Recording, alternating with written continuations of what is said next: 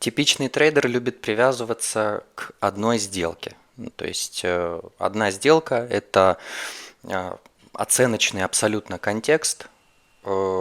И если сделка обернется против нас, то мы будем чувствовать какое-то эмоциональное расстройство. То есть мы окрашиваем позиции свои. Вот задайте себе сами вопрос перед тем, как заходить в какую-то сделку. То есть как я буду чувствовать себя, если моя сделка отработает в точности, как я предположил, да, исходя из своей методологии, исходя из своего анализа. Что будет с вашим состоянием, если вы зайдете в сделку и она полностью развернется против вас, и вы получите стоп-приказ.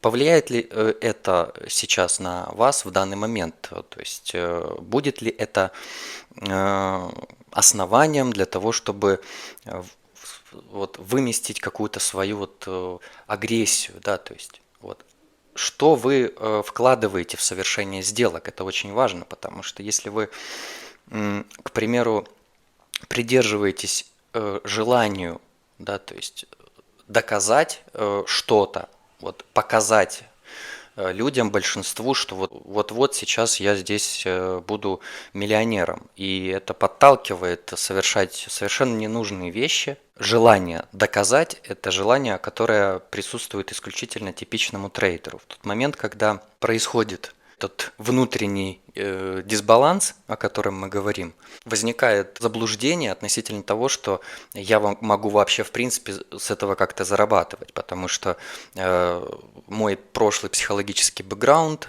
не готов, так скажем, к такому.